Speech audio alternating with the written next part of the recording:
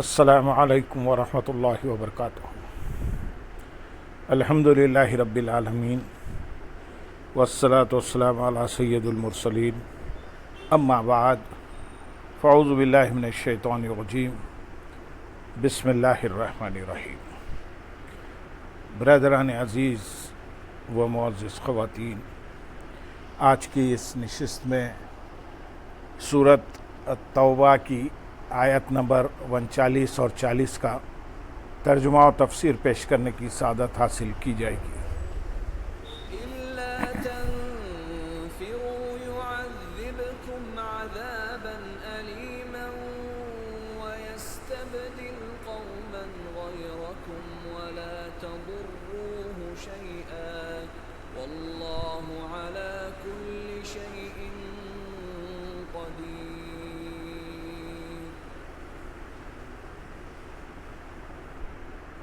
إلا تنصروه فقد نصره الله إذ أخرجه الذين كفروا ثاني اثنين إذ هما في الغار إذ يقول لصاحبه لا تحزن إن الله معنا فأنزل الله سكينته عليه وأيده بجنود لم تروها وجعل كلمة الذين كفروا السفلى وكلمة الله هي العليا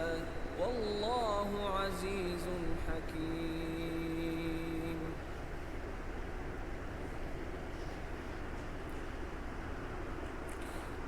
اگر تم کوچ نہیں کرو گے تو وہ تمہیں دردناک سزا دے گا اور تمہاری جگہ دوسرے لوگوں کو لے آئے گا اور تم اس کا کچھ نہیں بگاڑ سکو گے، اور اللہ ہر شے پر قادر ہے۔ ارشاد فرمایا کہ اے مسلمانوں، اگر تم رسول کریم صلی اللہ علیہ وسلم کے حکم کے مطابق اللہ تعالیٰ کی راہ میں کوچ نہیں کرو گے تو اللہ تعالیٰ تمہیں دردناک سزا دے گا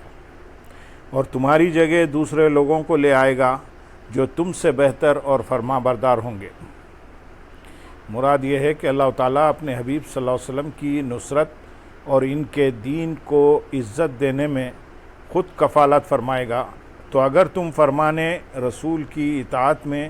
جلدی کرو گے تو یہ سعادت تمہیں نصیب ہوگی، اور اگر تم نے سستی کی تو اللہ تعالیٰ دوسروں کو اپنے حبیب صلی اللہ علیہ وسلم کے شرف خدمت سے سرفراز فرمائے گا۔ اس سے یہ بھی واضح ہوا کہ دین کی تبلیغ مسلمانوں کا منصب اور ذمہ داری ہے۔ اگر کوئی یہ سعادت حاصل کرتا ہے تو یہ اللہ تعالیٰ کی کرم نوازی ہے، ورنہ اللہ تعالیٰ کا دین ہمارا محتاج نہیں بلکہ ہم اس کے محتاج ہیں۔ نیز اسلام کی اشاعت ہم پر موقوف نہیں، کیونکہ ہم سے پہلے بھی دنیا میں اسلام تھا اور ہمارے بعد بھی رہے گا۔ آیت نمبر 40 میں ارشاد ہے، اگر تم اس نبی کی مدد نہیں کرو گے تو اللہ ان کی مدد فرما چکا ہے جب کافروں نے انہیں ان کے وطن سے نکال دیا تھا، جبکہ یہ دو میں سے دوسرے تھے، جب دونوں غار میں تھے، جب یہ اپنے ساتھی سے فرما رہے تھے غم نہ کرو، بے شک اللہ ہمارے ساتھ ہے، تو اللہ نے اس پر اپنی تسکین نازل فرمائی اور ان لشکروں کے ساتھ اس کی مدد فرمائی جو تم نے نہ دیکھے، اور اس نے کافروں کی بات کو نیچے کر دیا، اور اللہ کی بات ہی بلند و بالا ہے، اور اللہ غالب حکمت والا ہے۔ اگر تم اس نبی کی مدد نہیں کرو گے، اس آیت میں اللہ تعالیٰ نے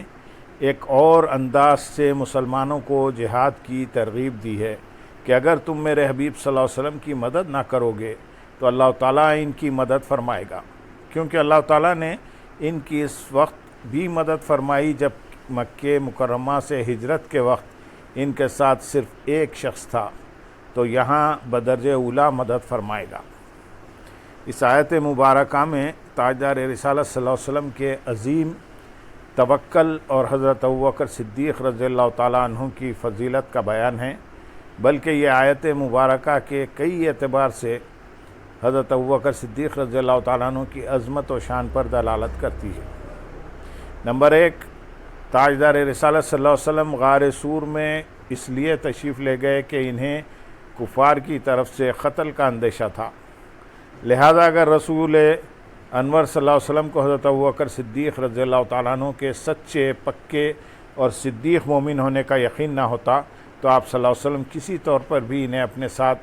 ہم رکابی کا شرف عطا نہ فرماتے، کیونکہ اس طرح جو اندیشہ کفار سے تھا وہ حضرت ابوبکر صدیق رضی اللہ تعالیٰ عنہ سے بھی ہو سکتا تھا۔ یہ کلام ان جاہلوں کا جواب ہے جو اس سفر کے حوالے سے بھی سیدنا صدیق اکبر رضی اللہ تعالیٰ عنہ پر اعتراض کرتے ہیں۔ نمبر 2، یہ ہجرت اللہ تعالیٰ کی اجازت سے تھی۔ رسول اللہ صلی اللہ علیہ وسلم کی خدمت میں مخلص صحابہ اکرام رضی اللہ تعالیٰ عنہ کی ایک پوری جماعت موجود تھی، اور وہ حضرت ابوبکر صدیق رضی اللہ تعالیٰ عنہ کے مقابلے میں نسبی طور پر نبی اکرم صلی اللہ علیہ وسلم کے زیادہ قریب بھی تھے، لیکن اللہ تعالیٰ نے ہجرت کے وقت رسول اکرم صلی اللہ علیہ وسلم کی محبت میں رہنے کا شرف حضرت ابوبکر صدیق رضی اللہ تعالیٰ عنہ کے علاوہ اور کسی کو بھی عطا نہیں فرمایا۔ یہ تخصیص حضرت ابوبکر صدیق رضی اللہ تعالیٰ عنہ کے عظیم مرتبے اور بقیہ صحابہ اکرام رضی اللہ تعالیٰ عنہ پر آپ رضی اللہ تعالیٰ عنہ کی فضیلت پر دلالت کرتی ہے۔ نمبر 3، دیگر صحابہ اکرام رضی اللہ تعالیٰ عنہ حالات کی ناسازی کی وجہ سے ہجرت کر گئے، جبکہ حضرت ابوبکر صدیق رضی اللہ تعالیٰ عنہ نے شدید خوف اور انتہائی خطرناک صورتحال کے باوجود بھی تاجدار رسالت صلی اللہ علیہ وسلم کا قرب نہ چھوڑا، بلکہ صبر و استقامت کے ساتھ رسول اللہ صلی اللہ علیہ وسلم کی بارگاہ میں حاضر رہے اور رسول اللہ صلی اللہ علیہ وسلم کی خدمت میں مصروف رہے۔ نمبر 4، حضرت ابوبکر صدیق رضی اللہ تعالیٰ عنہ سفر و حضر میں رسول انور صلی اللہ علیہ وسلم کی بارگاہ میں حاضر رہتے، بلکہ اس کا التزام فرماتے تھے۔ یہ آپ رضی اللہ تعالیٰ عنہ کے سچے عشق رسول کی دلیل ہے۔ نمبر 5، آپ رضی اللہ تعالیٰ عنہ نے غار سور میں رسول اللہ صلی اللہ علیہ وسلم کی انسیت کا شرف پایا اور اپنی جان قربان کرنے کی سعادت پائی۔ نمبر 6، اللہ تعالیٰ نے انہیں اپنے حبیب صلی اللہ علیہ وسلم کا ثانی فرمایا، یعنی حضور اقدس صلی اللہ علیہ وسلم کے بعد جس کا سب سے پہلا نمبر ہے۔ اس کے علاوہ اور بھی کئی مقامات پر حضرت ابوبکر صدیق رضی اللہ تعالیٰ عنہ نے تاجدار رسالت صلی اللہ علیہ وسلم کا ثانی یعنی دوسرے نمبر پر ہونے کا شرف پایا، جن میں سے ایک یہ ہے کہ آپ رضی اللہ تعالیٰ عنہ نبی اکرم صلی اللہ علیہ وسلم کے پہلو میں تدفین کی وجہ سے قیامت تک ثانیت سے مشرف ہیں۔ نمبر 7، حضرت ابوبکر صدیق رضی اللہ تعالیٰ عنہ کا صحابی ہونا خود اللہ تعالیٰ نے بیان فرمایا، یہ شرف آپ کے علاوہ اور کسی صحابی کو عطا نہ ہوا۔ نمبر 8، اللہ تعالیٰ ان دونوں مقدس ہستیوں کے ساتھ تھا، تو جس کے ساتھ اللہ تعالیٰ ہو یہ اس کے دوسروں سے افضل ہونے کی دلیل ہے۔ نمبر 9، اللہ تعالیٰ کا خصوصیت کے ساتھ حضرت ابوبکر صدیق رضی اللہ تعالیٰ عنہ پر سکینہ نازل فرمانا بھی ان کی فضیلت کی دلیل ہے۔ ایک مرتبہ امیر المومنین حضرت عمر فاروق رضی اللہ تعالیٰ عنہ کے سامنے خلیفہ اول حضرت سیدنا ابوبکر صدیق رضی اللہ تعالیٰ عنہ کا تذکرہ ہوا تو آپ نے فرمایا، میری تمنا ہے کہ کاش میرے سارے اعمال حضرت ابوبکر صدیق رضی اللہ تعالیٰ عنہ کے دنوں میں سے ایک دن اور راتوں میں سے ایک رات کے عمل کے برابر ہوتے۔ ان کی رات تو وہ کہ جس میں آپ رضی اللہ تعالیٰ عنہ نے رسول اللہ صلی اللہ علیہ وسلم کے ساتھ غار کی طرف سفر کیا، اور جب وہ دونوں غار تک پہنچے تو حضرت ابوبکر صدیق رضی اللہ تعالیٰ عنہ نے عرض کیا، یا رسول اللہ صلی اللہ علیہ وسلم، اللہ تعالیٰ کی قسم آپ سے پہلے میں غار میں جاؤں گا تاکہ اس میں کوئی تکلیف دہ چیز ہو تو اس کی اذیت آپ صلی اللہ علیہ وسلم کی بجائے مجھے پہنچے۔ جب حضرت ابوبکر صدیق رضی اللہ تعالیٰ عنہ غار میں داخل ہوئے تو آپ نے اس میں سوراخ دیکھے۔ آپ رضی اللہ تعالیٰ عنہ نے اپنی چادر کے ٹکڑے کر کے ان سوراخوں کو بند کیا، 2 سوراخ باقی رہ گئے تو وہاں اپنے پاؤں رکھ دیے، اور اس کے بعد تاجدار رسالت صلی اللہ علیہ وسلم سے عرض کی، یا رسول اللہ صلی اللہ علیہ وسلم آپ تشریف لے آئیے۔ نبی اکرم صلی اللہ علیہ وسلم غار میں تشریف لائے اور آپ صلی اللہ علیہ وسلم نے حضرت صدیق اکبر رضی اللہ تعالیٰ عنہ کی گود میں سر انور رکھ دیا اور آرام فرمانے لگے۔ اتنے میں سوراخ سے کسی چیز نے حضرت صدیق اکبر رضی اللہ تعالیٰ عنہ کے پاؤں پر ڈس لیا۔ آپ رضی اللہ تعالیٰ عنہ نے اس خوف سے حرکت نہ کی کہ کہیں رسول اللہ صلی اللہ علیہ وسلم نیند سے بیدار نہ ہو جائے، لیکن تکلیف کی شدت سے نکلنے والے چند آنسو نبی اکرم صلی اللہ علیہ وسلم کے روئے اقدس پر گر گئے تو آپ صلی اللہ علیہ وسلم نے ارشاد فرمایا، اے ابوبکر کیا ہوا؟ عرض کی، میرے ماں باپ آپ صلی اللہ علیہ وسلم پر فدا ہوں، مجھے کسی چیز نے ڈس لیا ہے۔ سرکار دو عالم صلی اللہ علیہ وسلم نے اپنا لعاب دہن اس جگہ پر لگا دیا تو اسی وقت ساری تکلیف ختم ہو گئی۔ بعد میں یہی ڈنک آپ رضی اللہ تعالیٰ عنہ کی وفات کا سبب بنا، اور ان کا دن وہ کہ جب حضور اقدس صلی اللہ علیہ وسلم کے وصال ظاہری کے بعد عرب کے چند قبیلے مرتد ہو گئے اور زکوٰۃ دینے سے انکار کر دیا تو آپ رضی اللہ تعالیٰ عنہ نے فرمایا، اگر انہوں نے زکوٰۃ کے مال کی ایک رسی بھی روکی تو میں ان کے خلاف جہاد کروں گا۔ میں نے عرض کیا ہے، رسول اللہ صلی اللہ علیہ وسلم کے خلیفہ اول لوگوں کے ساتھ الفت اور نرمی کا برتاؤ کیجیے۔ آپ رضی اللہ تعالیٰ عنہ نے فرمایا، وحی کا سلسلہ ختم ہو چکا اور اب دین مکمل ہو گیا ہے، کیا وہ دین میں کمی کریں گے حالانکہ میں ابھی زندہ ہوں؟ حضرت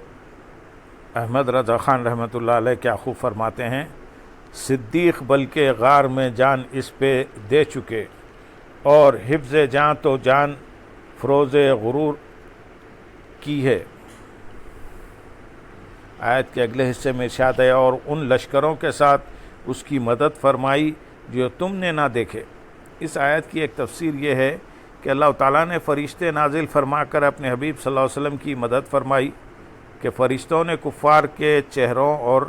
نگاہوں کو تاجدار رسالت صلی اللہ علیہ وسلم کی طرف دیکھنے سے پھیر دیا۔ دوسری تفسیر یہ ہے کہ اللہ تعالیٰ نے کفار کے دلوں میں رعب ڈال دیا یہاں تک کہ وہ واپس لوٹ گئے۔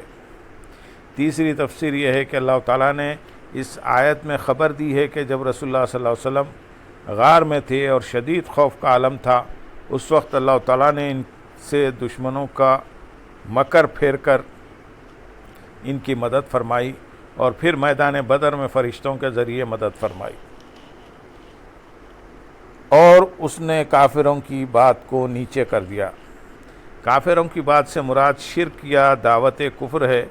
اور اللہ تعالیٰ کی بات سے مراد توحید یا دعوت اسلام ہے۔ اور ایک قول یہ ہے کہ کافروں کی بات سے مراد نبی اکرم صلی اللہ علیہ وسلم کو شہید کرنے کی وہ سازش ہے جس میں کفار کامیاب نہ ہو سکے، اور اللہ تعالیٰ کی بات سے مراد اللہ تعالیٰ کا وعدہ ہے کہ اللہ تعالیٰ اپنے حبیب صلی اللہ علیہ وسلم کی مدد فرمائے گا۔ اللہم صلی علی سیدنا محمد وعلی آل سیدنا محمد وبارک وسلم، وآخر دعوانا ان الحمدللہ رب العالمین۔